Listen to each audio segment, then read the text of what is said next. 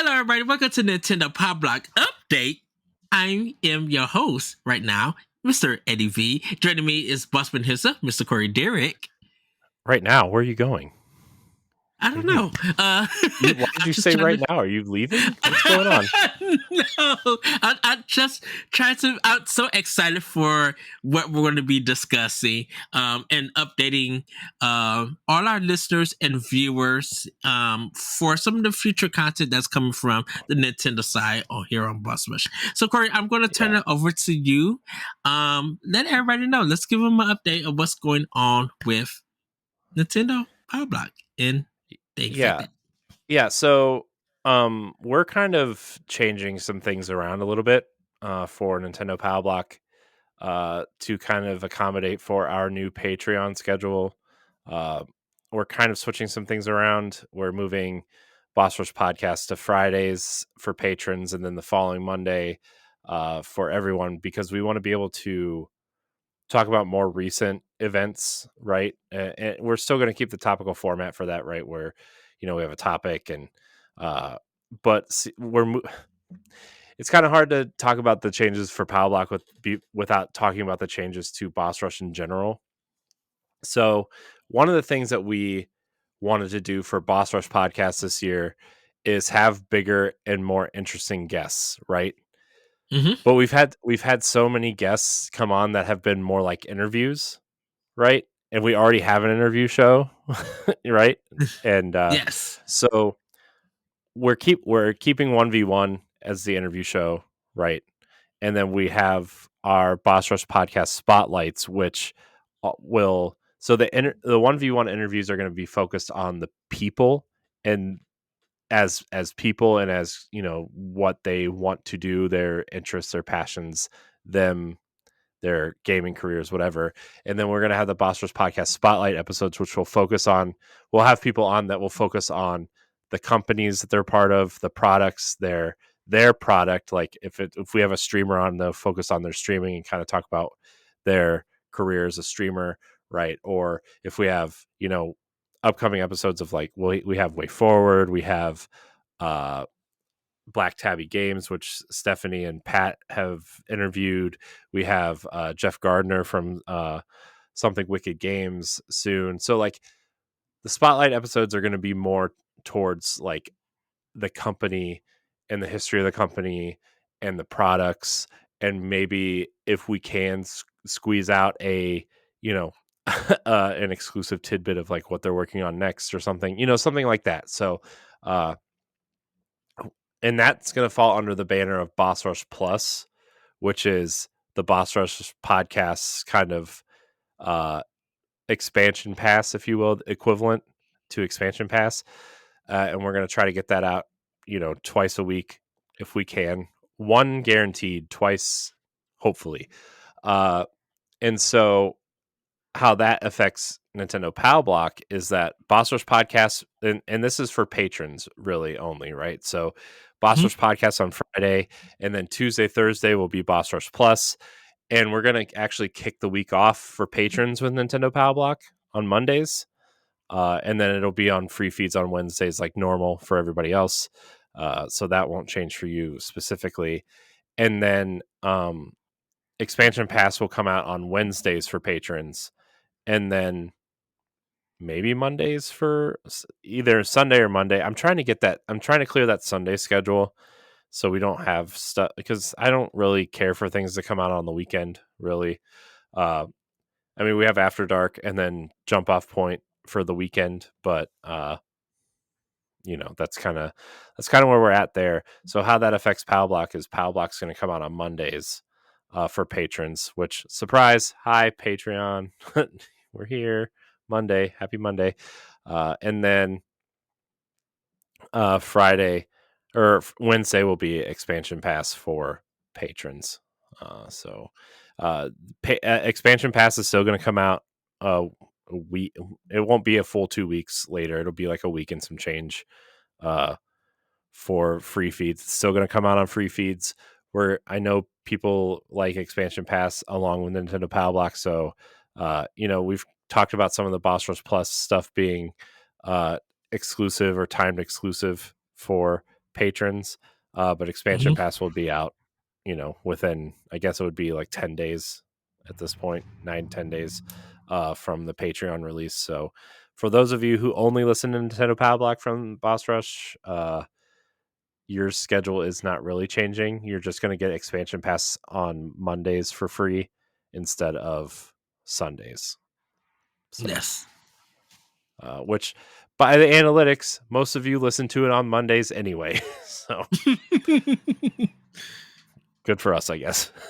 Yes, I guess. But how do you, so the schedule is going to look like this for Patreon: Monday, Nintendo Pow Block; Tuesday, Boss Rush Plus; Wednesday, Expansion Pass; Thursday, Boss Rush Plus; Friday, uh, Boss Rush Podcast; and then Saturday will be Boss Rush After Dark like normal. Although we're playing around with the idea of making After Dark every other week, so we can accommodate Boss Rush Plus.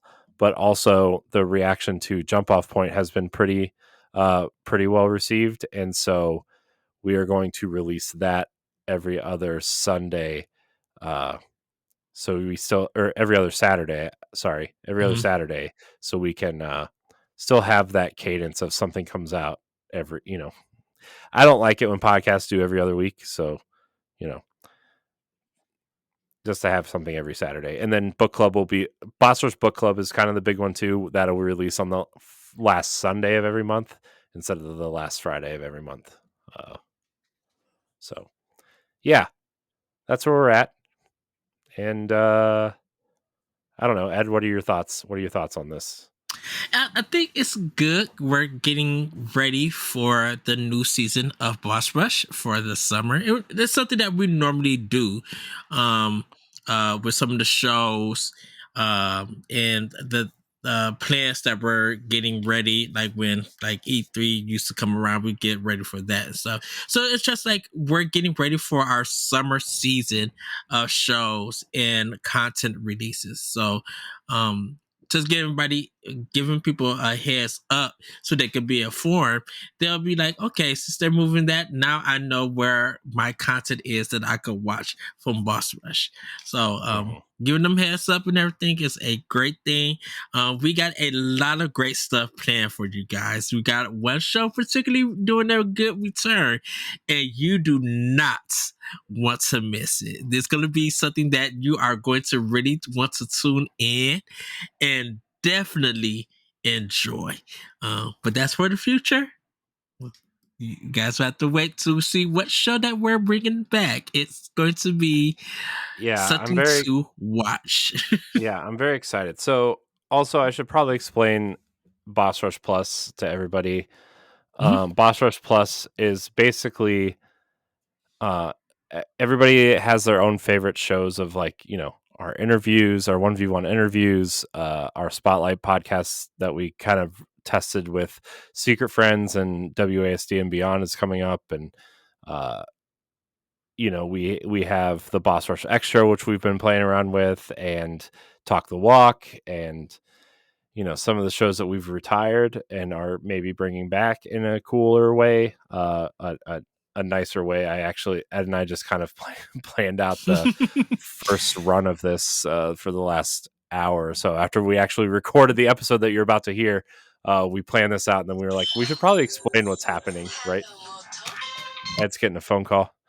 Uh, so yeah, so Boss Rush Plus, we're just using that as the umbrella banner for like Talk the Walk, 1v1, spotlight podcasts, extras, and any spoiler casts that aren't associated with book club, our extra stuff pretty much, and a couple other things that we're gonna maybe tease and bring back. I'm very excited.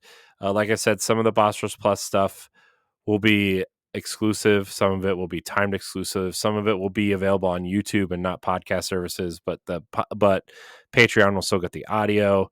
We're also playing around with bringing videos to Patreon, so we're doing that, and I'm just very excited.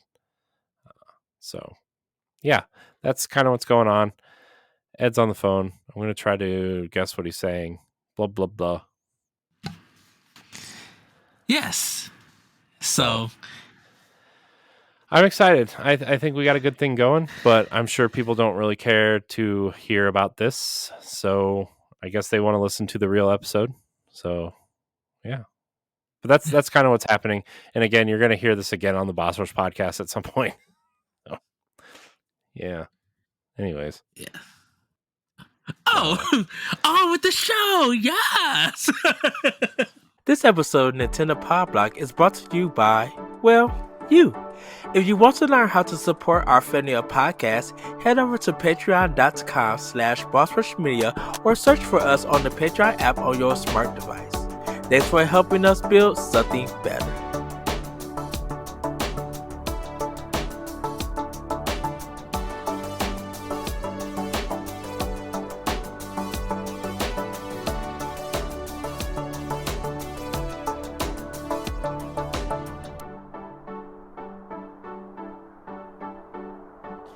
Hello, everybody. Welcome to Nintendo Pow Block here on Boss Rush Games. I'm your host, Enlightened Excited Eddie V. Joining me is the one, the only bossman himself, Mr. Corey Derrick. Hello, good sir. Hello, I'm here. Happy evening to you, good sir. Happy evening and happy Pride to everybody who is celebrating it this month. I'm so excited to be getting ready for some things in the coming weeks. Getting ready for our Boss Rush Pride panel. Gotta order a new shirt and everything for Pride. Because I love last year's logo. If you guys have not seen it, go to bossrush.net, check out our store if it's still there. I'm just so excited for this year's Pride panel because hopefully the guests that I reach out to would join me and we have a great discussion. Just not only about gangs, but just things that's going in the world and everything, and how we're going to be celebrating Pride this month. Everybody, this is going to be a mini block episode due to some scheduling. It's going to be a regular episode. You know it is. Well, you know how our mini blocks go, Corey. That is true, though. Because I have to ask you, before we get into anything, why is Gear 6 trending? It's trending because a lot of people want... the Xbox showcase is, as the time of this post... Oh, first of all, before we get into all that, Mm-hmm. So there's a little bit of a Patreon schedule change, and Nintendo Pow Block is going to be coming out on Mondays now to kick off the week on Patreon. If you listen on free feeds, it's still going to come out on Wednesday, so no change for you. But it's going to kick off the week on Mondays now, and we're moving the Boss Rush podcast to Fridays, and having a shorter early access window to that. Because we're going to start offering some Boss Rush Plus stuff exclusively and early access and Patreon plus YouTube and stuff like that. So we're kind of playing around with the formula, but just so everybody knows, if you're a patron, Pow Block's going to kick off the week now. And I'll make that same announcement on the Boss Rush podcast on Wednesday when we record. So Yes. Also, not that this is a big deal. I'll make a post about it on Patreon and on social media and stuff. But I think our plan is to start making After Dark every other week, and then every other week. I know some people have been enjoying the test run of Jump Off Point, and so we're gonna move that to every other Saturday as well. So we've got a couple episodes banked.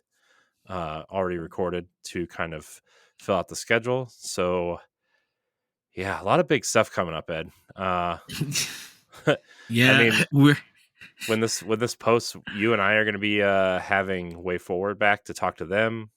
I'm super excited. I literally told my boss because of course they don't know video games and stuff, but I'm just like, I have a huge interview coming up and I need the day off. I don't need no shenanigans. Like, I mentally got to prepare myself. I mean, physically, yeah, but I'm like,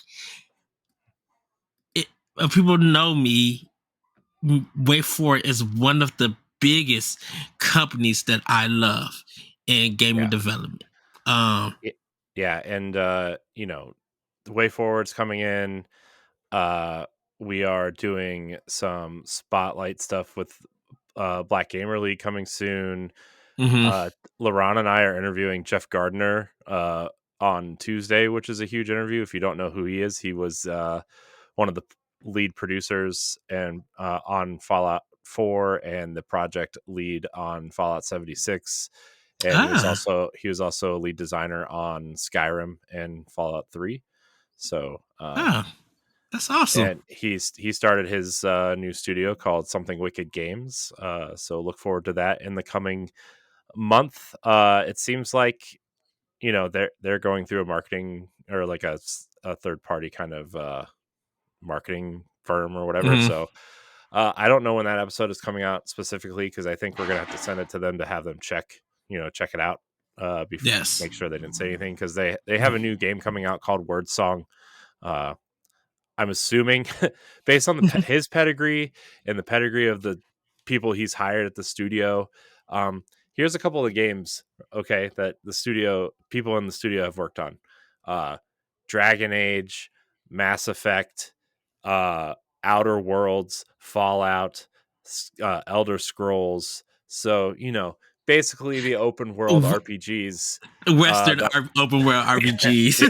yeah, That's good. so Can I'm assuming their new game is an open world action RPG with choice spaces. So can I give you a question to ask him to and hopefully he doesn't take this wrong or anything, but do you think developers of that degree are they scared to actually try to make a so-called JRPG or Eastern RPG, which have different designs and skill sets and stuff like that? I'm like, has he ever yeah, wanted to try to make something like that? And would RPG Maker be something he would be interested in trying to get that idea out and yeah. I stuff? mean, if we have time, I will. I mean, we don't have very long with him. I mean, Hmm. I think we have like 45 minutes with him. I mean, because he's running a studio, he's busy. Uh, Yes. so yeah, that's kind of where we're at with that. But we've got some great things coming up. I'm very excited, very very excited.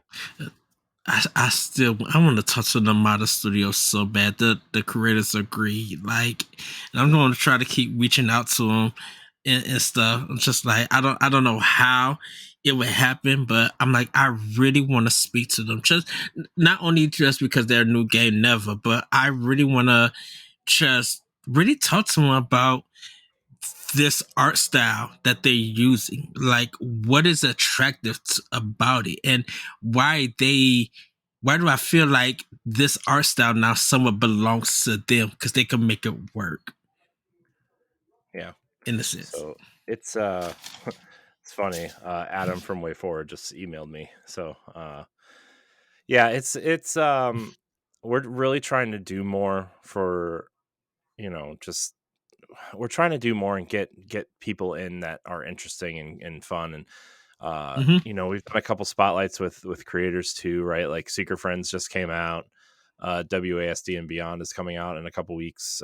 So it's it's cool. Plus we're doing like the Boss Rush extra stuff. Like Ed and I Mm. will be doing a founders discussion at some point this month, and um, I had Josh on to talk about the Xbox showcase that's coming up, and there's just a lot coming up. It's good stuff. Good stuff.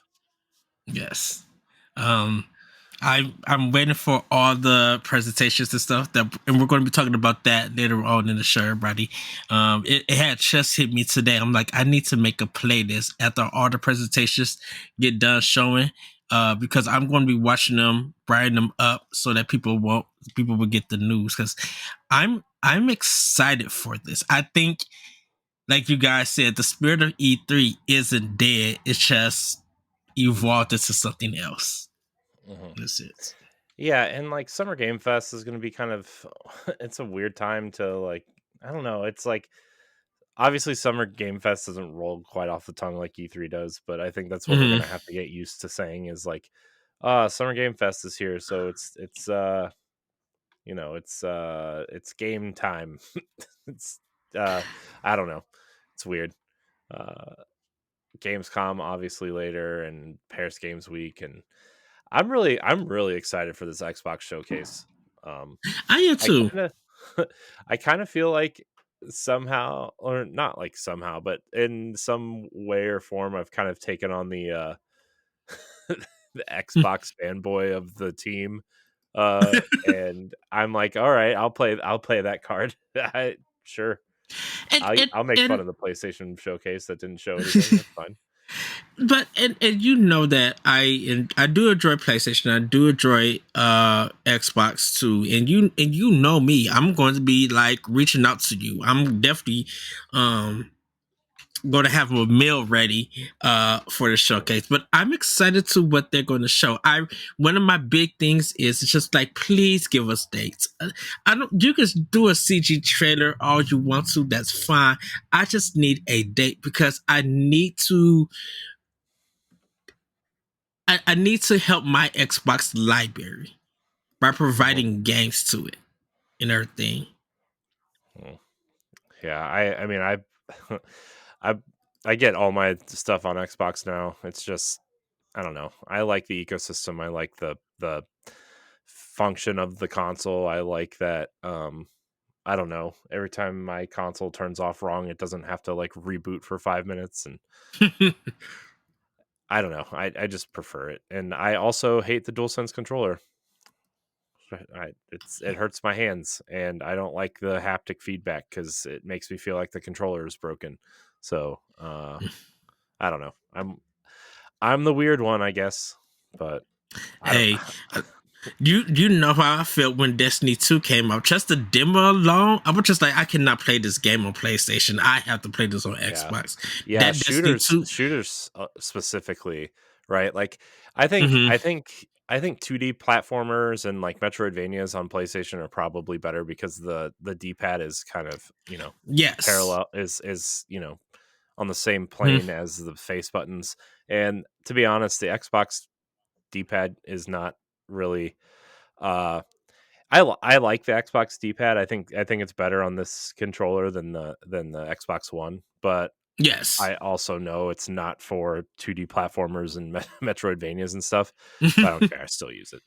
Uh, I will say the Xbox One and the Series S controllers, like co- big shout outs to Microsoft for their improvement. I cannot play that 360 controller. I tried, like I said, I tried Gears. It just did not feel good at all. But Gears felt amazing. Like the remaster one, it felt amazing on Xbox One.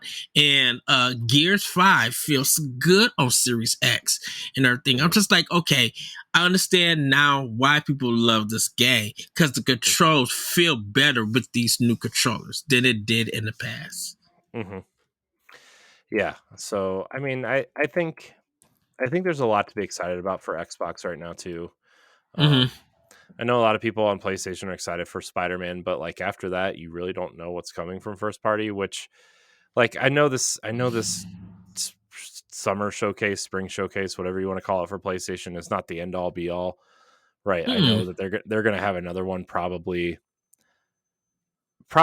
around Gamescom, which is in August or September, right? Yes. So I think you're going to have a lot of things to look forward to there.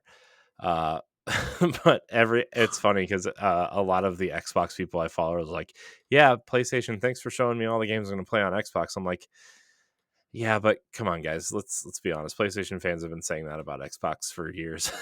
So, um, Yeah. but I mean, I'm excited for like Marathon, and obviously Destiny 2, the final shape is going to be the big one for me next year. And uh, I know a lot of people are excited for Metal Gear. Maybe I'll finally give it a go. um, Man, I've tried with Metal Gear so many times, and I just, man, it's the I, controls. It's the controls. It's not the game itself. It's the controls. I actually really liked I, what I played of 5, but that's because 5 played a lot like Gears. So Wow. I can honestly say out of the whole series, Metal Gear Solid on PS1 is the only one that I beat. I own 2, 3, I own 4, I own 5. Because I got the Ground Zero collection and then Metal Gear Solid 5. I got that all on Xbox. I got it when we was going out of business at Toys. So a $60 game and a $20 game only costed me $2.50, and one of them was like a free 99 kind of deal. So, uh, um, but yeah, I'm excited for the showcase and everything. And I know people are going to be trying to poo poo it. I really do hope that there is some love on social media, on Twitter or Facebook and stuff. I really hope people do get excited and everything. I know people are going to be playing the drinking game of Game Pass, first on Game Pass. We all understand that. I don't think Uh, there's going to be a lot of Game Pass, to be honest. I mean, like whatever. Obviously, like first party stuff, yeah, and stuff that's being mhm. published by Microsoft, of course. But like, I don't think there's going to be a lot. I think a lot of third parties are kind of shying away from Game Pass, and I think that's why you're starting to see games not come to Xbox at all, because they think, hey, if Xbox wants the games, they're going to come pay us to be on either on Game Pass or like, beg us to be on the console and pay us more, right? And Mhm. I mean the big one right now, right, that Microsoft might have, I think, in terms of uh Japanese centric games especially, is the big rumor is they have the Persona 3 remake and uh Like a Dragon 8. So those are the two big games that they might get. So to show, not as exclusives, but Right. I don't know. I That still think would be I still I still wish they would have like not bought Activision Blizzard and gotten Sega and Crystal Dynamics and IDOS Montreal instead. But it's just me. I think the goodness is turning into expansion pass, but it's a mini block, so we can do it. I think Sega on Xbox would bring me concern. Um, because I just don't know how the ecosystem would take it in the Because you're the sense. worst. I get it. That's fine. No, because I think I think people were excited for Persona being on Xbox, but I think people hoped more of that was hitting Nintendo with the Switch, and it did. So people who were getting the Persona games went with Switch and everything. Trust me, Persona 5 with that green, like the box copy and everything, looks great on Xbox. But I think people were still just like, I need this to be on the Nintendo console, and people went and brought it there and everything. So, and I feel like Sonic still does good on Nintendo in some sense, but you know, I really don't know. I would be surprised, because then if well, how is Sega's in well, no, Platinum is fine. Platinum Games, everybody. I wonder how would Microsoft and Sega get along to make games and everything under the Microsoft brand. You know, Mm-hmm. and Atlas just doesn't seem appealing to the Xbox player at this time. I would say. I think I would need to see some proof of people being very interested of Atlas being exclusively on Xbox. If you want to be a Patreon producer, head on over to patreon.com/BossRushMedia, and find out which tier is right for you. Our Patreon producers at the $5 tier or higher for this month are Adriel Munger, Austin Campbell, Celeste Roberts, Christian S., Sana Dierig, Francisco Santillan, and Rebecca Jewell. Thank you for your continued support.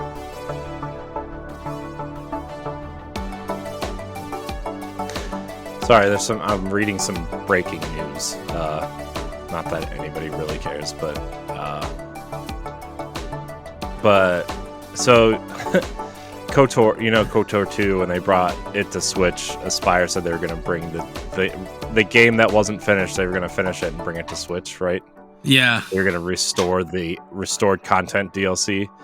Yeah. They just announced that they are not bringing it to the Switch. So you can go to, if you bought the Nintendo Switch game before this announcement, you can go to their website and pick either a complimentary key, because the game with the DLC costs a little bit more than the regular version, I think. You can get The Force Unleashed for Nintendo Switch, Knights of the Republic for Nintendo Switch, Republic Commando for Nintendo Switch, Episode 1 Racer on Nintendo Switch, Jedi Knight Jedi Academy on Nintendo Switch, or Jedi Knight 2 Jedi Outcast on Nintendo Switch. Or you can get Star Wars Knights of the Old Republic 2 The Sith Lords on Steam. That will be getting the restored DLC. What happened? I wonder.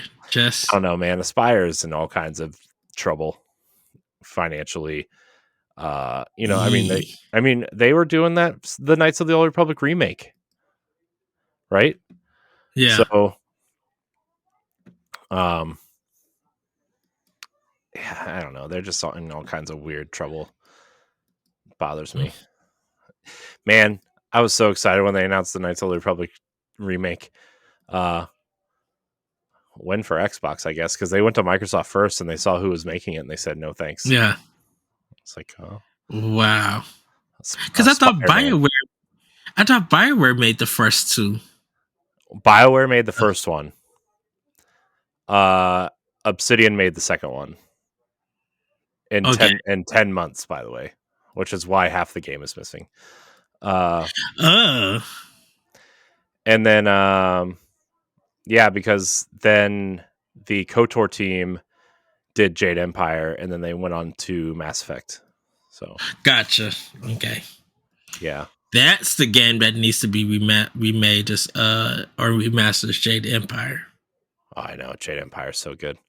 It's backwards compatible on Xbox. If anybody has Xbox, you can buy it. It's $10. It's very good. I highly recommend it if you are into that style of RPG. Granted, the combat's a little dated. But I think it's worth exploring that mythology and that lore and everything. It's so good. If you're a Knights of the Old Republic fan, you will like Jade Empire. It's amazing. I have my physical copy still, so I can pop in my Xbox. Well, yeah. I bought it digitally, but yeah, I have my physical copy also. By the way, Ed, I bought these sleeves for my games. Yeah. For my physical copies of old games that I have digitally now, and I'm very excited. I put all my Nintendo 64 ones in these, and I'm working on some of my GameCube games that I think are worth preserving, like Wind Waker and Master Quest, Ocarina of Time Master Quest, and Twilight Princess, which I will have to get back someday. That kind of thing. I think it would be cool to display these at some point. I also ordered some DS ones because I'm going to put some of my DS games in there. Although it's less urgent, I think, because I don't know. I just feel like it's less urgent.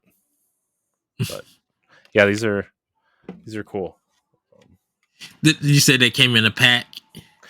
Yeah, that's like they came in a case of like 25. So that's not bad. The Nintendo 64 ones came in a pack of 12.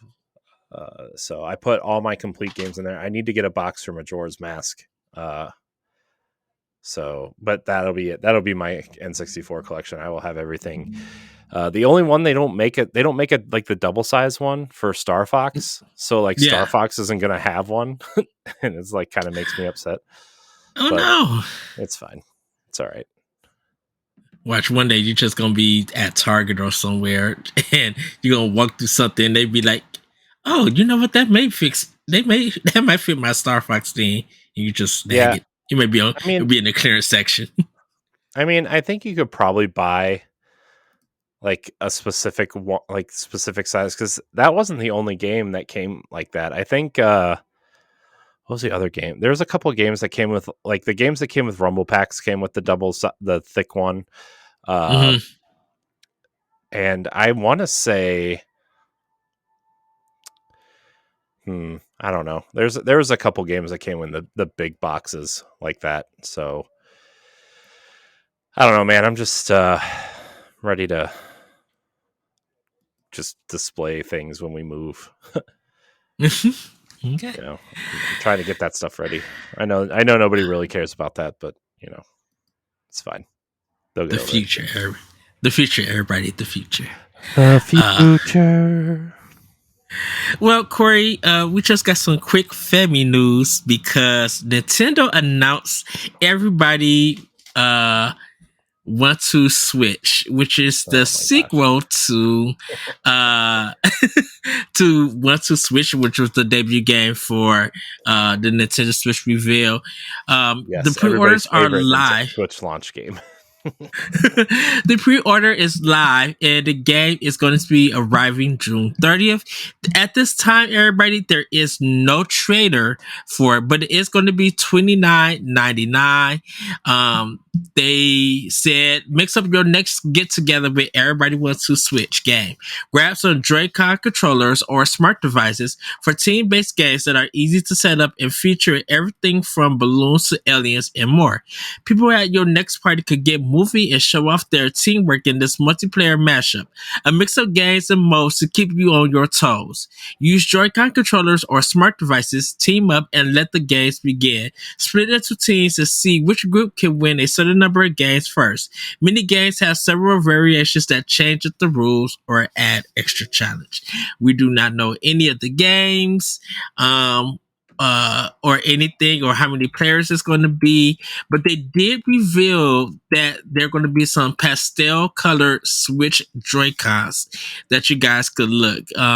They have a purple, a mint looking one, light strawberry, like in a yellow. It looks kind of like, yeah, Easter colors, but like I was thinking like Napoleon ice cream, Corey. When I seen the pink one.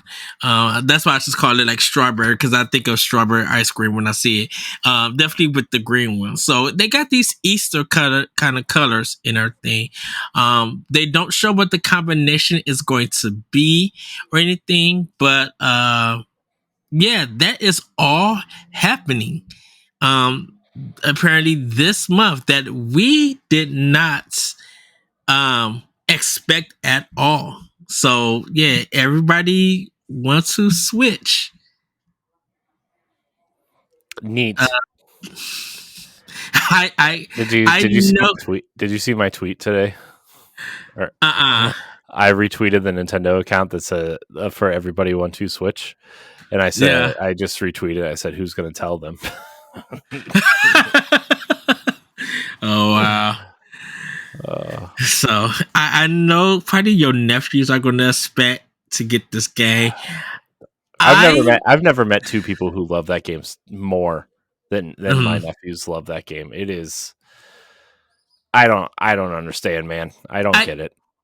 I think I'm going to pre-order it, but I'm not gonna really play it. I think it's just a Nintendo thing I need to have in my collection before it be gone, and then you see it ranked up to at $95 to $150 later on in life, and yeah, I and plus it's only $30. So maybe we will get a trailer. I think sometime this month. We'll see some of the new games and how it functions. But yeah,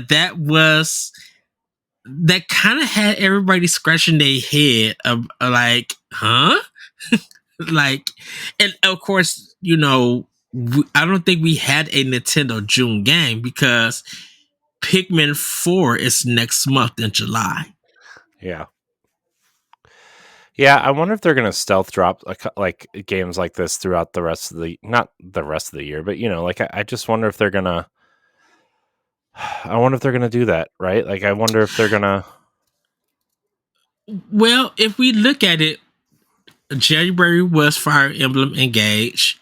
February was Metroid Prime Remastered. March was Kirby.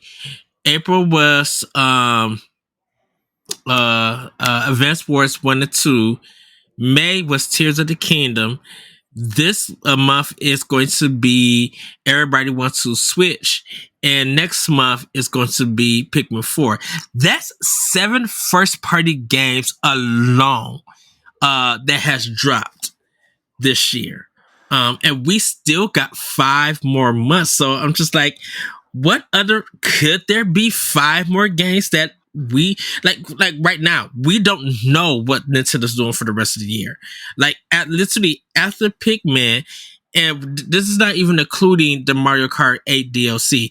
After Pikmin, we don't know if Nintendo's dropping any more first party, and right now Metro Prime 4 is the only one that's on the list that we're all waiting for to see. So unless Nintendo got something in there, got something backed up, maybe we get some remastered GameCube games from Nintendo. I really don't know what they're planning after August now. Well, I mean, Baton Kados is coming, right? I mean, that's probably, I bet that's probably August, so it doesn't get sucked into the fall, right? I mean, that's probably coming. So is Nintendo publishing? That's a Nintendo game, right? Like a Nintendo published game.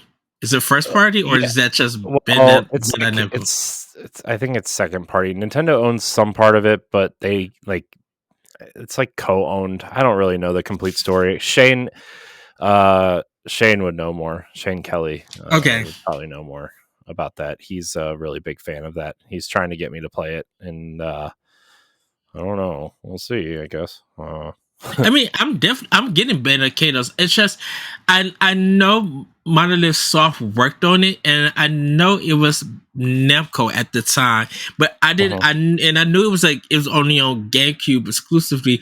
I just didn't know if Nintendo published it, if it's under the Nintendo banner. That's the only thing.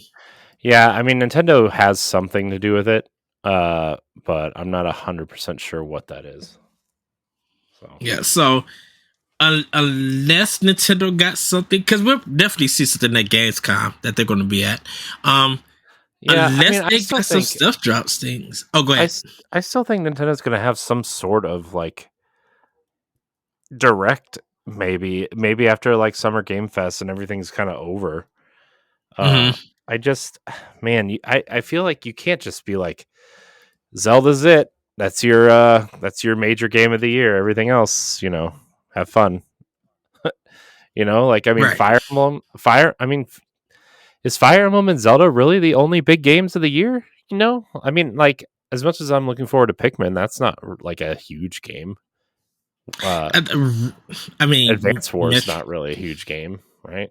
Metroid Prime Remastered, even it's like it's not new; it's a remaster. So it's a remaster, but I think everybody was treating it as a big game because it was something that they wanted to play, and it's been hyped up and talked about and rumored so much that they treat it as a big game. They're not treating it as like Zelda, as like a 10 million game, but it is a big first party game for people. So it made them hype to get that and everything.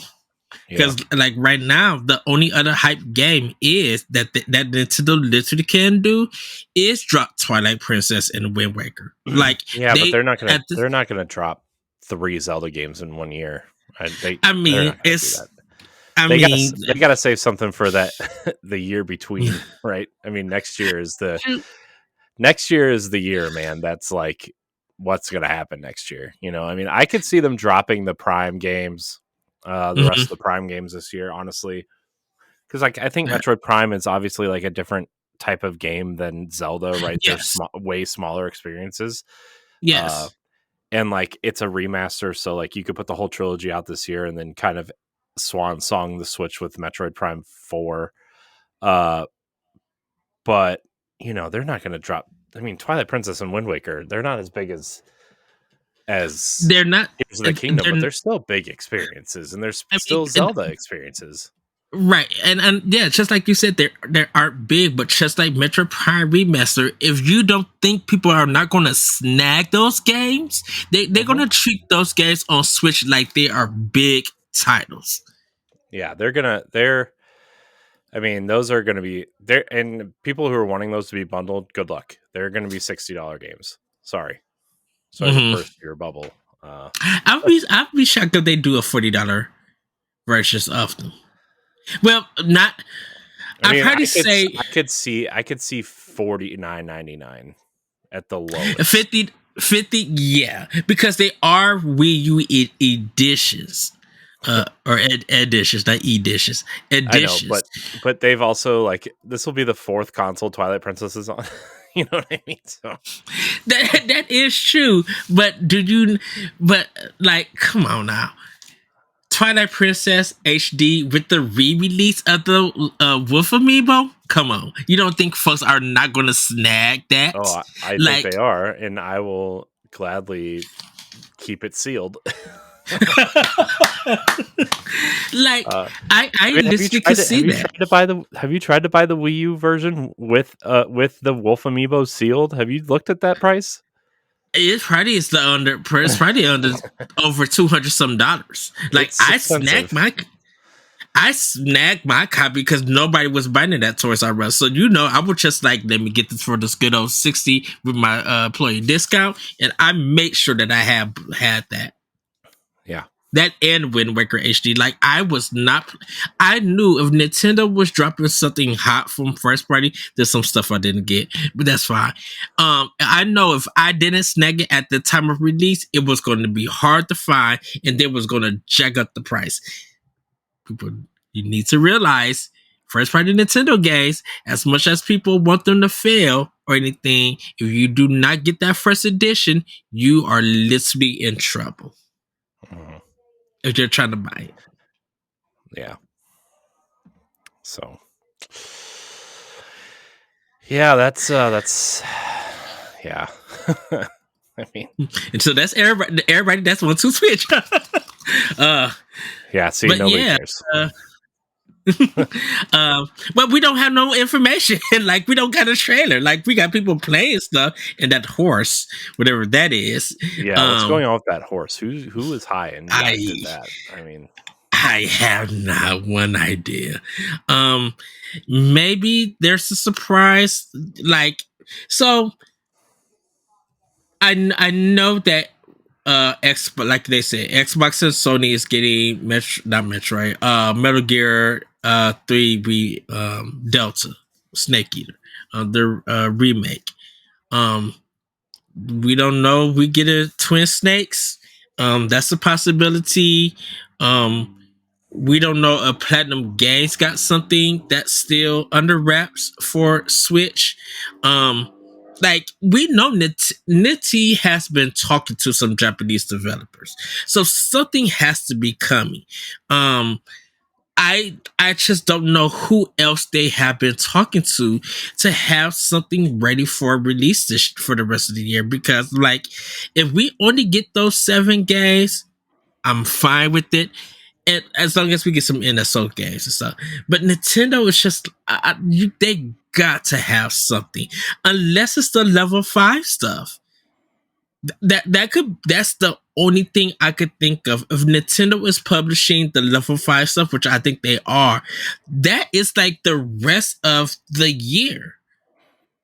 Mm-hmm. Like if we're getting Professor Layton, I think we are getting Professor Layton this year. Like if Nintendo is publishing that, I'm telling you that's Way Forward's game. I'm telling you that's Way Forward's game. And when we interview them on Monday, well, I guess by the time you're hearing this on Patreon today, like I'm asking them if the Professor Layton game is theirs. I am straight up asking them.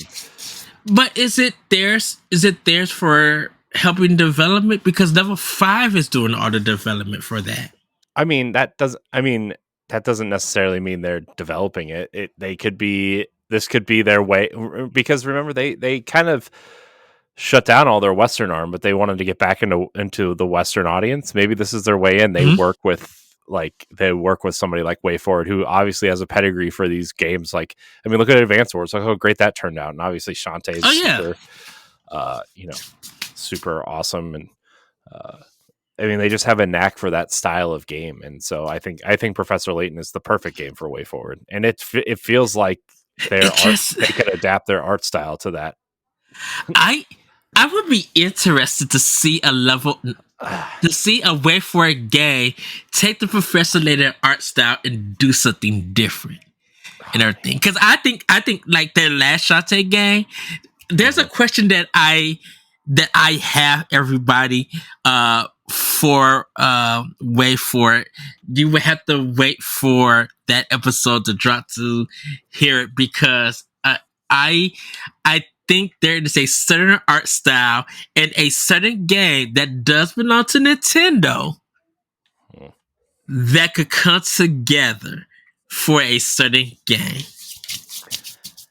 Yeah, I mean, I still think that like, I mean, so I think that man, when we had them on the Boss Rush podcast, when we had Adam on the Boss Rush podcast, Mm. like I have a just based on how nice and I would say casually professional, right? Like he's super nice and very open about talking about things. And I mean, we asked him some probably hard to answer questions like when they developed that Silent Hill game, right? Like he was very open about how it didn't really turn out the way they wanted it to. And it was really like I went from like I don't want to say I didn't care about Way Forward, right? Because I do. Like I really do like some of their games. But like I Mm. went from like liking Way Forward to this is a studio I want to support until they don't exist anymore because of just how great they were and still are to work with, right? And um yeah, it was just really nice to see it and it's cool. It's cool when these studios treat you like humans, you know. Well, For better or worse to say. and the thing that's why I said the thing with Way Forward with me is that I'm like your games feel like old Konami games, but there's something about the games that they make. I'm like, these are not cash grabs. These are games filled with passion. Mm-hmm. And that's what Yeah. I love about them. It's just like your work feels like passion. Yeah. And that makes me personally happy. Yeah. I'm really happy we got to we're gonna get to talk to them again because they're great. So Yes. anyways, yeah, 1-2 switch. Right? Am I right? Yes. So we do have one last story for Family News, and this one is kind of a downer, but I'm sorry everybody. But Dylan's Rolling Western and Kirby developer Vanpool shuts down. They said they have decided to disband. Their statement they closed down as of May 31st. All of their operations that stopped. They said Vanpool Company Ltd will be dissolved on May 31st, 2023. We have continued to develop games thanks to everyone's kindness, but due to various circumstances, we have decided to disband. We would like to express our sincere gratitude for the patronage we have received from all of you and apologize for any inconvenience caused. To let you guys know, some of the games that they have helped develop was Mario Luigi Superstar Saga, freshly picked Tingle's Rosy Rupee Land, and the co-developed Chibi Robo Ziplash with Skip. It's perhaps best known in more recent years for the Dylan's Rolling Western series of the 3DS and for co-developing a number of Kirby titles on Nintendo Switch alongside HAL Laboratory. This includes the most recent release, Kirby's Return to Dreamland Deluxe. And I really hope those developers do find somewhere in the video game landscape and hopefully maybe HAL Laboratories pick them up and because they know how to make games for Nintendo and on the Switch like Kirby's and the Forgotten Lands. That is a great, phenomenal game, and I would love to see they continue their work. So, Nintendo hire those developers. Like, hopefully they can make something and continue Yeah. to work in the video game landscape. But that is kind of sad that they have dissolved. Yeah, I mean this isn't the first time we've seen this, right? I mean the Mario and Luigi RPG team shut down. Alpha Dream shut down right Alpha Dream, yeah. after that last 3DS release, because shocker, the Switch was a hit and the 3DS was dead by the time that game came out and didn't sell enough copies to keep the studio open, which is like, I don't know, kind of I don't know, I don't really like that. I think that I feel like Nintendo kind of did them dirty on that one, to be honest, but I don't know. I wish they would have put that game on the Switch. I think those games. I wonder if we're ever going to get another Mario and Luigi game. What if that's what we are working on? No, I would be shocked. No, they told me it was a game that was already announced, but their involvement has not been. So, which is why I keep coming back to Professor Layton. But I'm just saying, I watched that whole last Direct, and nothing spoke to me like way forward than Professor Layton. So. Professor Layton. I got it kind of like on my TV in a sense, just to remind me of the games that's coming and stuff. I don't know. I just Race 4 has a style. Sorry, everybody, that we're going back to Race 4, but they just have a style, and I think I would notice their style unless they say something to be like, yeah, we're working on this. Like I didn't expect their style. I didn't expect that.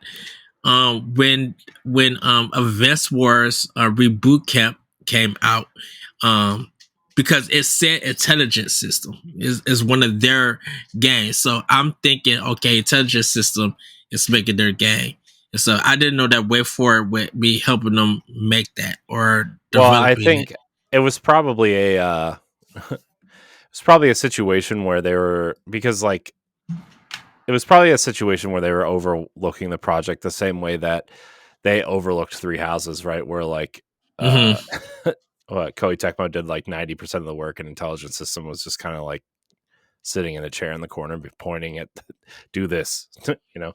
I don't know. I wonder now, was when they were making Three Houses and Three Hopes, I wonder, was Intelligence System working on Engage at the same time? Because Intelligence System, well, they were doing Paper Mario, the Origami King. Yeah, they were doing. Yeah, that's the game they were working on, and then they did Engage after, and they did Engage. Which, by the way, pretty disappointed with Engage. I'm not gonna sugarcoat it. It wasn't. I don't know. Three Houses was so good, and then that was just kind of like it fell off. You know, It's kind of shocking how Koei Tecmo kind of turned the Fire Emblem game around, and I think because Three Houses was literally top tier. Like there is no denying that game is top tier, and no one expected that game to be on that level. For that to be, for them to go back to the somewhat traditional kind of feeling with Engage, it's kind of not disheartening, but it's kind of just like party playing on people's minds and stuff. Because like I'm not knocking Koei Tecmo or anything, but I feel like this is one of their biggest success that they have had in a while was Three Houses. Just the way that it's sold, and it being a hard game to find, that Nintendo like really had to quickly like restock when it came out. And then just even still to this day, from 2019 when that game was released, people have been returning back to Three Houses or been buying it and stuff, finishing all of the houses and stuff. Or if anyone who feel like they need to like, oh, I'll just play some of this, they ended up playing the whole game all over again. Like Three Houses has been that addictive for a lot of people. Yeah. And I mean, it's an easy game to replay too, right? With the, obviously the 4 branches, right? Like that's, you know, and the DLC obviously made it more replayable, which I still want to like go back and pick a different house. And I don't know, sometime if I ever have time to do more than, you know, half a game at a time, I will maybe I'll go back to that. It's so weird three houses, like the not the Vest Wars, but like Fire Emblem with Koei Tecmo doing it. Now it feels like they kind of should be the developers, same way that Mercury Steam should be like the developers of the 2D Metroid games. Mm-hmm. And I just don't know. I wonder what other game from Nintendo that has been to another developer and stuff that it belongs to them in a sense. Like you want to see them like work on it and everything. Because like Zelda under Anuma has been like surprisingly shocking. Yes. You know, that now it's Uh-huh. become like a Numa's franchise, even though it belongs to Miyamoto. Yeah. I mean, it's kind of become what's his name's now? Hibiyashi's. Yeah. I mean, he's directed the last three major games in the series, right? So Mm-hmm. I would say it's probably becoming his at this point. With Skyward Sword, Breath of the Wild, and now Tears of the Kingdom. And I wonder. it's so funny how like he started on the Capcom games, and now he's like made the two best games of all time, pretty much. Exactly. I wonder would Miyamoto ever try his hands back at a Zelda game. I mean, I wonder if he would try a 2D game at some point. Mm-hmm. I don't know. He loves Pikmin, man. Like that's his favorite thing right now, and so which is probably the only reason why we're getting a fourth one is because Miyamoto's like, I want to make Pikmin, and they're like, okay, you're Miyamoto, we can't really tell you no, so hope people buy it. Which I think people will and everything. Yeah, I mean, I can't wait for Pikmin. I want to see what they do in like this. I want to see what they do in this modern world, right? Like, it seems like we're going into like neighborhoods, and obviously they showed like a sandbox in a house and all this kind of stuff. I want to know, what it's like. So. I feel like it's weird. I feel like you have a good knack for Pikmin, better than me. Where like I think there's a different game that I have a knack for that you are not. I won't say experienced in, but well versed in. Yeah, well, I mean, I played a lot of RTS when I was younger, so I mean, like Age of Empires, and there was a Star Wars version of Age of Empires. I think it was called Star Wars Battlegrounds, which was essentially Age of Empires with a Star Wars skin on it.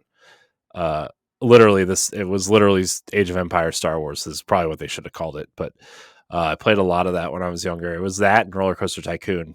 But like, so Pikmin is kind of obviously like Nintendo's kind of RTS a little bit. It's a little bit more, real time in the real time strategy. But 3, like I like 3, but like it just got overly complicated with 3 characters and splitting your Pikmin up between 3 characters, and it was fine. Like it was fun, but I still think Pikmin 1 is actually the best because it's the simplicity of Pikmin 1 and the puzzle solving is what makes that game so special. And then 2 is good too, but 3 just, 3 was not. So I kind of hope 4 goes back to like the one character with, all the different types of Pikmin, Yeah. I don't mind it. I don't mind them adding Pikmin. It's when they start adding characters and you having to split your Pikmin up between the characters, and it just kind of like, I don't know, it kind of ruins it for me. And I know that I might just be dumb, which is fine. But no, I think you're very well organized. Just the way that you do things, you're well organized and it's well planned. And I think because you're so good at it with real time strategy games, that is not my universe. I think because I was doing like beat 'em ups and action adventure and platformers and stuff like that and stuff, and JRPGs or in RPGs and stuff. Like I'm not, and don't take it as it's a knock or anything. I think you just have a well versed skill. Because me and you, yes, we could argue with Roller Coaster Tycoon 3 and everything. And like I said, you're so good at Roller Coaster Tycoon at the adventure park stuff, where I'm just like, I'm not good at that stuff because I never planned anything as big as that game allows you to be. But I do love making roller coasters and everything. Yeah, and I wish they would, like, that's the thing too, is like they keep porting the bad Roller Coaster Tycoon games to the Switch. Port the first one, right? Or I would love the first one. Yeah, and like the first, it's funny because the first one is actually on the original Xbox, and I wish they would make it backwards compatible, and they just haven't. But it's just like, like Planet Coaster is just like, it's so overly complicated that like, yeah, like I like the idea of Planet Coaster, and there's a new one coming out. I forget what it's called. That's coming to PlayStation and Xbox pretty soon. That's like a simpler version that I might check out. But it's just like Planet Coaster is so overly complicated. But the first two Roller Coaster Tycoon games are like, man, I love the grid based simplicity of those games. Yeah, like, I really love those games, and I mean, I could switch my computer into Boot Camp and play it that way, but I really don't. I really hate doing that to the point where like I actually uninstalled Windows on this machine,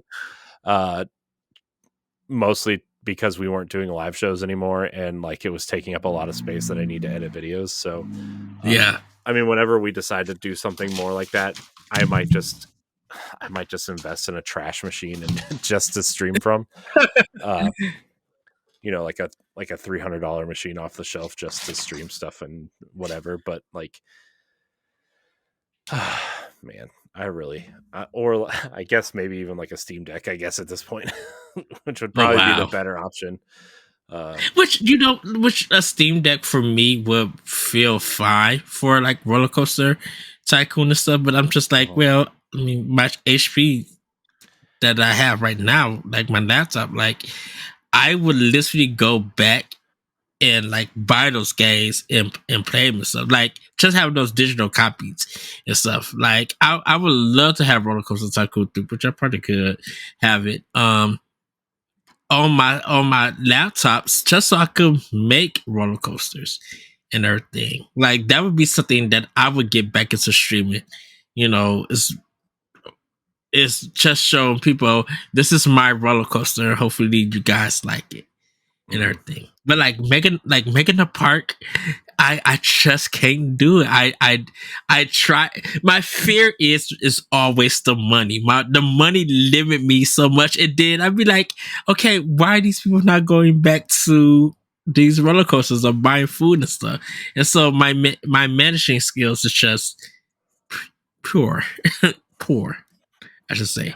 Yours is just you could make $100 million and then you be like, okay, I'll tear everything down, start all over, and then still have your $100 million and then make some more. I'd be like, how you do it?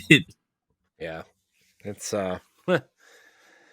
yeah, it's I don't know, man. Man, Roller Coaster Tycoon's so good. It's so simple and so good. I think that's why you're good at the Disney game, Disney Dreamland. Is it Dream? No, I mean Disney Dreamlight Valley. That's not. I mean, you don't have to be good at anything to be good at that game. You just kind of but do stuff. Which, by the way, yeah, but there's a major update out that I have not even tried to play yet, and I'm very upset. Yeah, that was part of the news. But I think that was like last week. I think I missed it. And everything. Well, it released this week, so I'm gonna turn my Xbox controller sitting here. I'm gonna turn it on Game Pass, see what happens. Man, see if it did Valley, man. Dude, I'm telling you, if Zelda wasn't out right now, I'd still be playing this game like every day. It's so good. I am obsessed with Disney Dreamlight Valley. Oh, that's the other game that comes out at the end of July. Is the Disney platformer? What, the Illusion yeah. Yeah, I'm super excited for that. That is a game I'm definitely buying on Switch. But I don't know if it's going to be just digital only if they're doing physical. There's a physical copy. You can pre-order it. Ooh, I have that pre-order next week there, Yeah. for pickup. Yeah. So very excited. Very, very excited for that too. I think it's only $40 too. So Okay.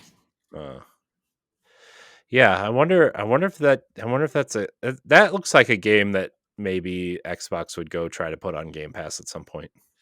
Yeah, it's because I think it's a family friendly looking game and stuff, and Mhm. I would love for like people like even just some of the adults and stuff playing it online through Mhm. Xbox Live. It looks really good that anybody could jump in and play.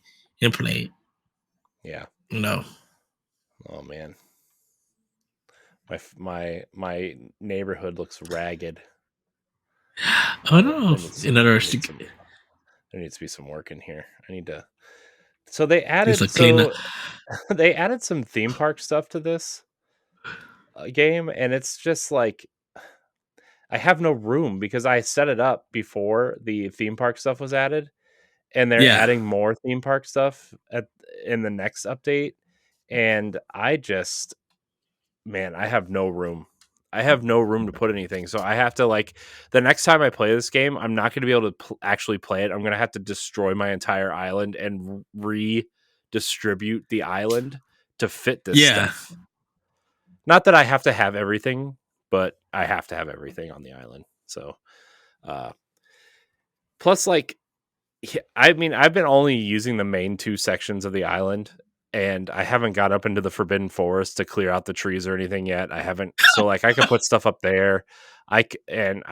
What I need to do is move the castle up there. It's a whole thing. I don't need to bore people with that stuff, but Disney Dreamlight Valley, everybody, if you are looking for, if you like Animal Crossing and you're looking for something Mm-hmm. different to play, this is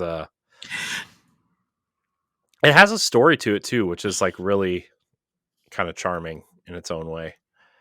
And I think right now it's a great summer. I think it's going to be a good summer game to get into. I This game think, and has I think we. so much content too, right? I mean, there's so much Yes. content. Like every character has their own quest line that keeps going. And like Mm, every time there's an update, they add quest lines to these characters. So like I have something like 14 characters on my 15 characters on my island right now. And yes. and they all have these long quest lines. So there's a lot of content. Plus the end game content that you have to do, the realm content that you have to do. And granted, it's a free to play game, and there's like currency that you have to use to do certain things, and you can find the currency on the island or grind it out, but you can also purchase packs. And like I know they kind of want you to purchase packs, but also like I think I've only purchased one set of currency during my time with Mm, this game. I also bought the deluxe edition, so I got a ton yeah. at the beginning. Currency. Same with me. Yeah, but I didn't really use a lot of it, until like I actually the last time the last time I actually used the currency was like one of the events was ending, and I didn't play a lot of it because I was doing other things. I think Destiny's campaign and stuff had come out, Uh huh. and I used it to level up the event pass to get all the stuff, because that was the theme park stuff, and I wanted the theme park stuff really bad. So You know what? Let's do that for our next expansion pass. I think we should make a game list for the summer for people, whether it's stuff stuff that we have played is coming up, because like I said, I Mhm. think that would literally fit good in case the people are not looking for games for this year, like new summer games and stuff that's going to be coming out and everything. I think that one will really be a good one to talk about, Mhm. or to be on the list, to be like, you got so much content and more that I think by the time you get through it all, if you're very dedicated, that will fill your pretty much your whole summer. Mhm.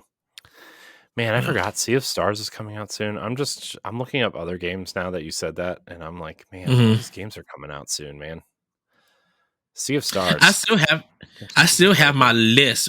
Yeah, I still have my list from our direct recap episode I just need to take a look at it and everything. And I know Nintendo Life has the games that's coming out for this month, like the games and accessories Mm-hmm. and everything. Yeah. You know, Oh, so much. so So much, man. So much. yes.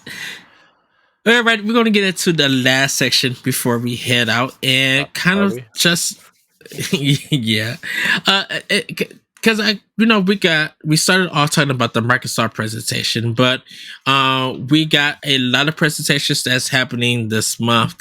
Corey mentioned, the Summer Game Fest, the Wholesome Direct that's going to be happening. I think next Saturday. The Before Microsoft's presentation on Sunday, we got the Tribeca Game Showcase, which was really good last year. So that one is back. We got Ubisoft Forward coming, and like I mentioned earlier, maybe there's going to be a Nintendo Partners Direct. Facebook did their MetaQuest kind of showcase, which I fell asleep by the fourth game. Like, dude, I was out. I know they were talking about you don't think um Bulletstorm coming to the VR sounds like a good idea. Can I tell you, folks was upset with Sony after showing all of the PSVR stuff, or the VR. Like Sony announced a lot of their games that was in that showcase was also coming to PSVR, and people were just like, "Why didn't you show this during the presentation?" I was just like, I know. "That is I mean, interesting." yeah, I still don't really understand the Sony showcase, but I don't want to go into it again because Mhm. I already ripped into it twice, and I don't feel like getting yelled at again by people. So, Yeah. Mm. But yeah, like, Corey, how are you looking at the presentations for at least just this month and for future stuff to come up? I mean, I'm excited. Like I'm really excited for I'm really excited for the Xbox showcase, and I'm really excited for Same. uh, um I'm really excited for the Summer Game Fest. I know people don't really care for Jeff Keighley and stuff, but like I really like seeing a lot of, like, especially like because a lot of third party stuff's going to be there, and Mm-hmm. uh I would like to see more third party things get announced for various reasons. Uh, and so I'm looking forward to those. I'm not really a huge indie guy, but they're coming around. They're coming around on me. So yeah, I really just the Xbox one, and maybe that main Summer Game Fest presentation. Really, that's what I'm looking forward Yeah. to.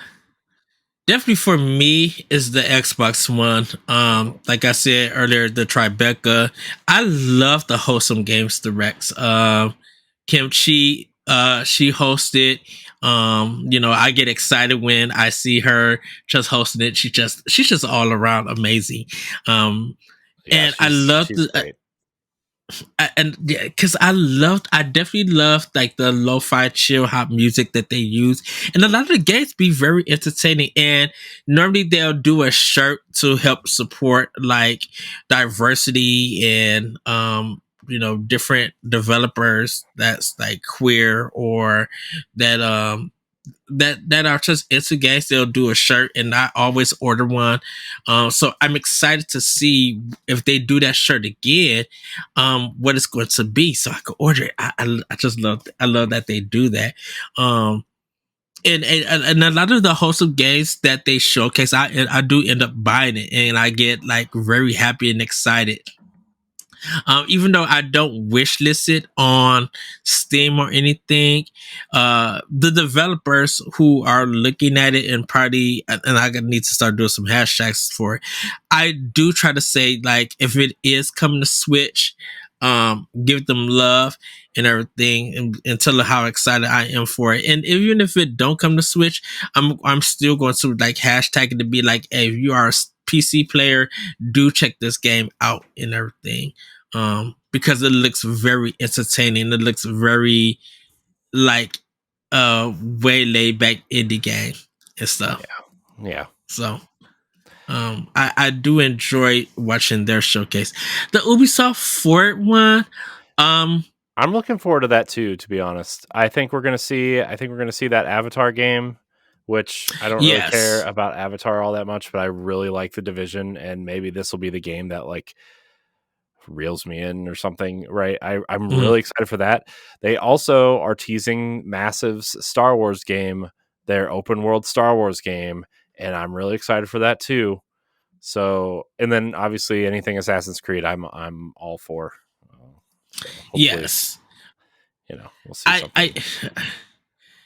I wonder if we see Mario and rabbits, or we see something. I wonder We'll see that what DLC Ubisoft is going probably, to do. right? We'll see that Yeah, DLC for it, for sure. What's it if they called? bring I forget what it's called. uh, The DLC for that. oh, I was about to say, I'm like, man, if they literally bring something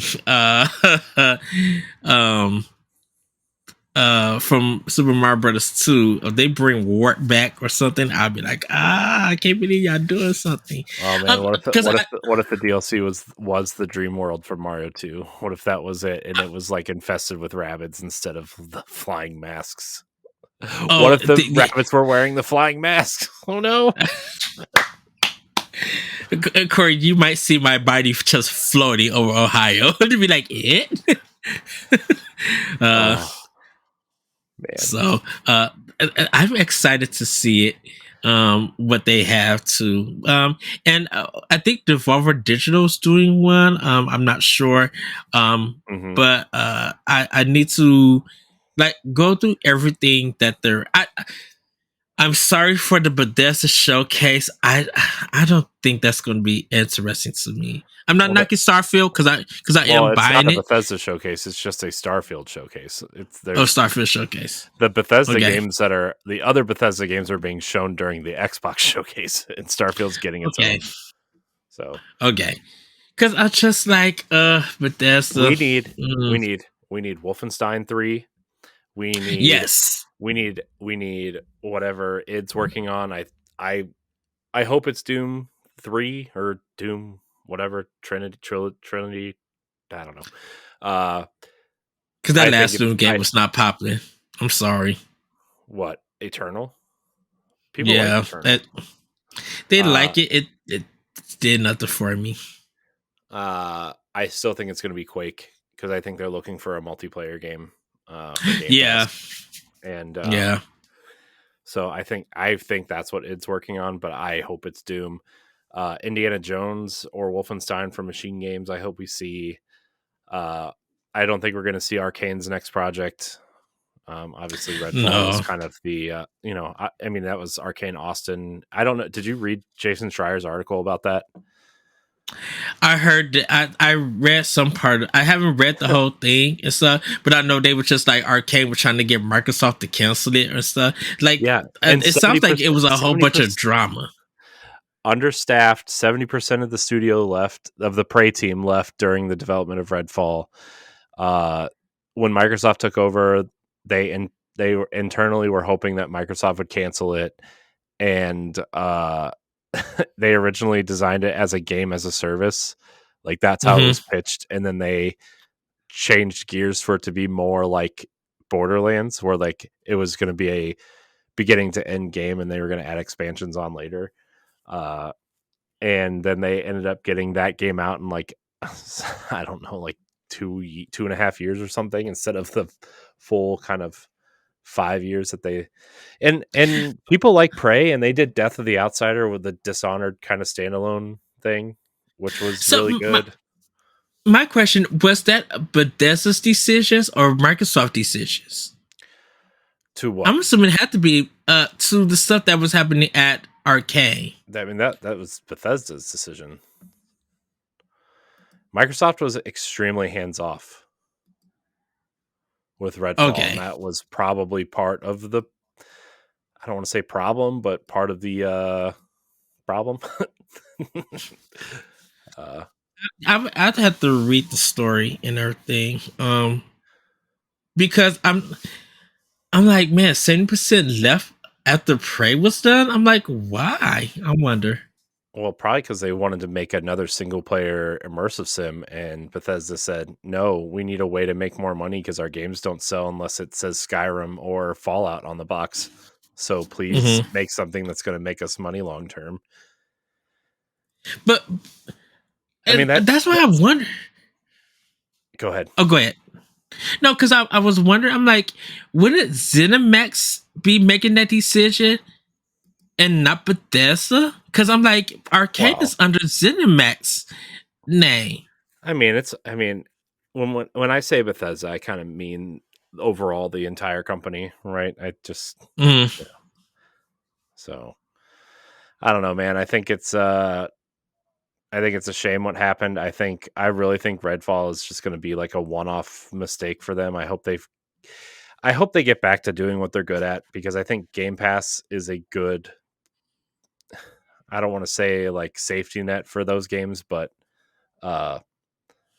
obviously Dishonored didn't sell, which is why they moved on to Deathloop, right? And Prey didn't sell, which is why they moved on to Redfall, right? So I think now that Game Pass exists, they can get back to making the games that they probably want to make and probably deserve to make, because those games are by all accounts really good. So yeah. So it's a brand new Arcane at this point in time. Arcane Austin, Arcane Leon is still pretty intact, and like 85% sure they're working on Deathloop 2, because the voice actor pretty much confirmed that that's what he was working on. So the voice actor for Colt. So I might have to just watch the end of the Deathloop. I mean, it's still a relatively short game to be. You mentioned Wolfenstein 3, and I wonder if Microsoft is going to allow that to go on PlayStation 5, because I'm like, you got the other two games. That's kind of the thing too. Like, are they going to put it on Switch and PlayStation? Because the other games are, 2 and Youngblood are on Switch, and then obviously the other games are on PlayStation. I mean, it would probably benefit them to do that, just because they can say, hey, that series has the legacy, quote unquote, and then whatever's after 3, they'll reboot Wolfenstein in 10 years, right? And those will be exclusive. But it would probably benefit them, because they can point to Game Pass and say, you can play it for, with your Game Pass subscription on Xbox or PC, or you can pay $70 on PlayStation and play it there, Yeah, because I really think I really have a feeling that Microsoft and Sony need to be third party for each other. I really, because yes, Marathon, Destiny, and MLB is going to be on Xbox, and I feel like Deathloop 2, Wolfenstein 3, needs the Outer Worlds is not Bethesda. I don't think that's Obsidian. I think but that came out on PlayStation, and everything. I just think there's some games that Microsoft has done, or Bethesda has done, or ZeniMax, I should say, has done, that's on PlayStation. I think Microsoft needs to continue it so that players will have that trilogy or that final game or something. And then when they want to do something completely different or something new, they can. Because right now, Minecraft is the only kind of third party game mostly for Nintendo from Microsoft than anything else. Yeah, I mean, there's a rumor that Ori 3 is being developed, but it's not being developed by Moon. So yeah, I could yeah, because Moon is making a different game right now. They're in development, making another game and stuff. I also I wonder man, I still think I was listening to Defining Duke Cross Xbox 2 podcast today, actually, and they were talking about they still think that there's going to be some sort of partnership with Nintendo to bring cloud gaming to the console with the Switch, and then bring Game Pass to the next console. If everybody wants to be gagged, if everybody wants their mouth on the floor, yes.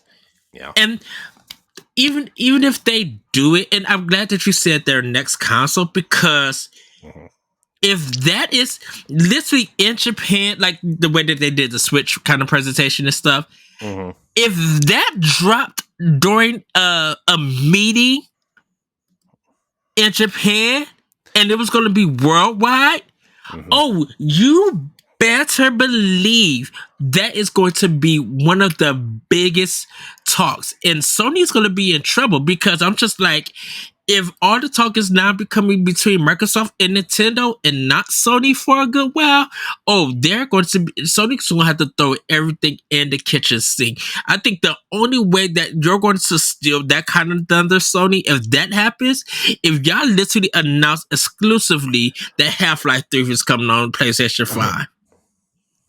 That's literally like the highest level to take any kind of news story away. I mean, I think at this point, Half-Life 3 is going to be exclusive to Steam for a long time, right? Oh, yeah. Because they're going to want you to play it on Steam Deck is how they're going to want you to play that, right? Yeah. Although I don't care about Half-Life. I don't know. I know our friend Nick over at WASD and Beyond is like super obsessed with Half-Life, and I'm sorry, Nick, I'm gonna bust your bubble here. I don't care about Half-Life really at all. I tried to play. Shout out to you, Nick. I know, I love Nick. I tried to play Half-Life on PS2 when it came to PS2. I didn't really understand it. I tried to play Half-Life 2 when it came to the orange box on 360. Still didn't understand it, and then I gave up. So look, it's probably the PC game equivalent to like Halo, Ocarina of Time. No, I would say something like Ocarina of Time or Final Fantasy VII, where you kind of just had to be there to understand its importance, right? But also, I heard this joke the other day too, where like somebody was saying like, yeah, Half-Life came to PC in like 2004 and was super revolutionary to everyone who hadn't played Halo or Halo 2 on Xbox. I was like, yeah, I feel like Halo was probably way more revolutionary than Half-Life 2. But nobody had an Xbox. Like the only game people had on Xbox was Halo, right? So yeah, I think I kind of find it equivalent to like Half-Life was PC, where GoldenEye 007 was the N64 and Halo's the Xbox. Yeah, man, Halo, that Halo was so good back in the day. Like I really loved Halo, Halo 1 and Halo 3 specifically. I know Halo 2 is like everybody's favorite, but I didn't play enough Halo 2 to really get into it. But I really loved Halo 3 and Halo 1 specifically. I literally despise Halo. Wow. For a while. Multiplayer is fun. I think when I got to the multiplayer playing with friends, understand why it was the Friday game for Xbox. But then I tried to play that campaign, and I was just like, this is questionable content to a high degree level and everything. But then I played, Halo 4 is great. Me, you, and Jesse played it all together. Love Halo 4. Halo 5 is just... Yeah, Halo 5 is a mess. I was just gonna say I'm a huge Halo 4 defender. I actually really love Halo 4. Dude, that game was looked and ran phenomenal on an Xbox 360. Like the fact that it was on Xbox 360 at all, like blew my mind. It was awesome. When I found out the developers from Retro was making it, I'm like, oh, this is definitely going to be a hit. Yeah. and everything. So I'm like, like even had that Metroid Prime look to it. So I'm like, okay, I'm here for it. Like I said, I feel like Halo 5 is the best to me, partly because it was the only one that I completed by myself when it first came. I mean, when I actually got to play it and stuff. Story wise, it is what it is, but like, man, the cutscenes to Halo 5 is just drop dead gorgeous. It's so good and everything. I need to finish Halo Infinite. I know that. But just like Halo 5, I think because I finished Halo 5, and was just, I think it's one of those games that I just, I didn't really listen to the negative feedback and the criticism and how everybody felt. And I just went into that game pure. And I was just like, I love playing this game. It looks gorgeous. I'm having fun with it. The story, whatever it is what it is. But I'm like, these cutscenes is top tier. 343 Studios did a phenomenal job, and I'm never going to knock them for that. Yeah, I wonder, man, that's the big question too. I know this is Nintendo. I feel like we've talked a lot of Xbox on the show recently. Yes. But look, there's no Nintendo news, and I'm sure people are like really not wanting Tears of the Kingdom spoiled for them. Go listen to our book club about it if you really want to get spoiled about it. But like, I really feel like I wonder what's going to happen to 343 now, right? Because like they kind of gutted the studio. There's a lot of ex-EA people running the studio now. They're working with Certain Affinity to bring Project Tatanka into the fold, which is their kind of part battle royale project, part shifting the multiplayer over to this to kind of make it its own free-to-play style multiplayer. These are the rumors that are kind of floating around out there, right? And they're moving off of Slip Space and working in the coalition is helping them move things to Unreal Engine 5, which is probably the smarter choice. I asked shout out to XEP, to Logan, and Insider. I literally sent the question to him, be like, do you think Microsoft would be smart to sell Slip Space to Nintendo? And if they do, what do you think Nintendo could do with that engine for their next gen system? Put it in the trash and work on their own stuff. Dude, Slip Space is not going to run on a Switch. I don't know. What are you smoking? No. I just said sell it to Nintendo for their next console. I'm not saying doing anything with Switch or anything.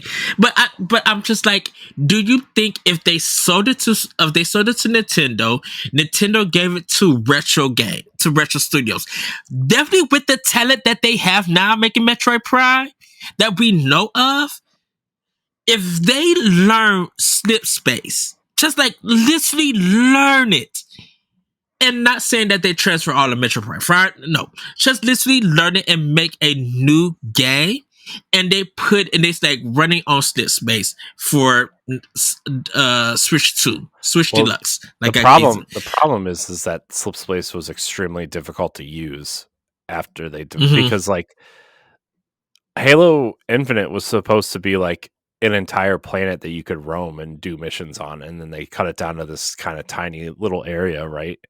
Comparatively, and they couldn't get that to work. They still can hardly get co-op to work, right? Like the only thing that works really well is the multiplayer, and they don't have a roadmap. So, that's kind of, I mean, Halo Infinite is below PUBG on the most played games on Xbox right now. So, I mean, that tells you who's playing it. I'm still of the mind that like I really liked Halo Infinite. I still think it's a great game as a $70 product that you're going to buy in the store, right? Or $60, I guess, because it's an Xbox One game technically. Yeah, that you buy in the store, you play the campaign, and it comes with a great multiplayer suite. I think it's a great game. It is a terrible game as a service, which is what everybody these days has a problem with, right? And I mean, everybody loves Halo 1 and Halo 2. Well, there was nothing to unlock. I mean, yeah, Halo 2 had DLC, but you had to buy on a disc to install on your Xbox. But like, that was like, there was no battle pass back then. There was no unlock. You unlocked helmets and colors of your of your character, right? And that's it. You know, Mhm. I don't know. I I feel think, bad. I feel bad for 343 because I feel like they had an uphill battle the entire time they've been developing Halo, and they never mhm. quite got out of that hole. You know, and I mean, I think really what kind of hurt them a lot was like the launch of the Xbox One and then Halo 5 kind of being pushed out the door because they needed a game to save the Xbox, right? And that was, Yeah, I think that's kind of what, because when as far as I remember, I think everybody liked Halo 4 when it came out, and there's a ton of revisionist yeah, history on it. You know, yeah, I loved Halo 4. I thought Halo 4 is my favorite Halo game by far. Uh, I mean, Halo 3 is amazing too, but like Halo 4 is like, it had it had just enough old Halo in it to make it feel like Halo, and just enough modern in it to make it feel like a modern game. And I think that really meshed well. And to me, like Halo 5 was fun, but it was like, I don't know, it to me Halo 5 was like too fast and too kind of kinetic, which is fine, right? I mean, you had the dash and you had yeah. like the movement stuff, but like that didn't really feel like Halo to me. And Halo Infinite kind of got back to what I really liked about Halo 4, actually. And I think the grappling hook was a great addition. So I don't know. I still think Halo Infinite's worth having and playing, but what do I I, know? I, I, I will say, and I think that's why Metroid Prime 4 is going to be really important to Switch. And what this has to do with 343 Studios, I think they're going to really be playing that game. I feel like I keep saying, I think Microsoft could learn a lot from Nintendo and vice versa. I think their partnership is so good, and yeah, we don't see them like working together like development wise. But I'm like, they would be a powerhouse if they did. Hmm. And I think, and nothing to get Sony or anything, but they would be a powerhouse in the fact that there would be more love and respect for each of those developers and their products coming out. Definitely from American Western viewpoint. I'm not talking about the East and Japan, and I'm not talking about Europe. Those are two separate things. But because we all, every time we talk about Nintendo and we talk about Microsoft, we have a Western thought. We have this Hmm. American thought, and don't think outside of other countries how they think about their games and stuff. You know. So Well, I really I feel. think that's Oh, I go think ahead. that's why I actually think that's why the Series S did well initially in Japan, right? Is because it's just Mm-hmm. small and compact, and uh, you know, they're into obviously like phone games, and that's why the Switch did so well over there, right? Because they play handheld and mobile games. That's the market, right? They live, just the Yes. apartment size is like, uh, anybody who lives in an apartment over there is like super tiny. It's like two rooms max, right? And you don't have a lot of room, which is why the PlayStation 5 didn't do well over there initially. Uh, I mean, it did okay, but I mean, it didn't, whatever. It's just massive, and there's no room for it. Right. Whereas like the Switch and the Switch Lite, I mean, the 3DS is still selling over there, for what it's worth. So it's just, I Dude, think, when the 3DS is still hitting like 1,000 units. yeah, I don't understand that at all. But uh, that's just me. Ha ha But shoot, ha.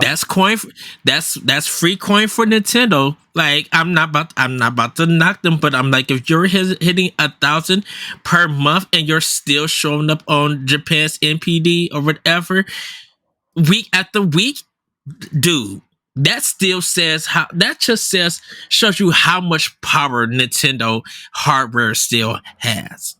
Yeah. So That literally is insane. And these are brand new systems or whatever stock they have left, I should say. yeah, it's an interesting one for sure. So Yes. Well, everybody, I think that's going to be it for Nintendo Expansion Pass. I know we went heavy with Xbox, but they have a big presentation. We're both excited to see it. I know here at Boss Rush, we're going to be tuning in and watching it, voicing our opinions and stuff. And definitely, hopefully Nintendo shows up sometime during the summer and we watch that and give you guys a lot of news with that. But thank you, Corey, for joining me for this discussion. Like I said, it was a mini block. Even though we well, Corey, our mini blocks consist of some of the stuff that we cut out, not our time. But everybody, have a great week, have a great weekend. Once again, happy Pride to you all, and we'll see you next time on Nintendo Pow Block. Bye, everybody. Woohoo! Bye. Nintendo Pow Block is a product of Boss Rush Media, LLC, and is recorded from our headquarters in Akron, Ohio. The show is hosted by me, Edward Varnell.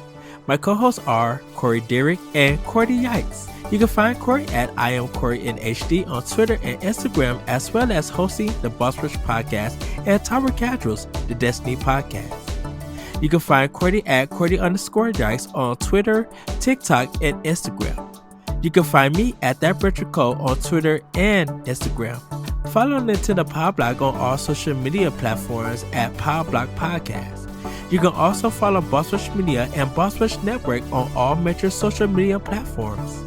Join the Boss Rush Network Discord and Facebook groups to interact with other friends and fans. Visit bossrush.net for more great content and patreon.com/bossrushmedia to learn how you can support the show.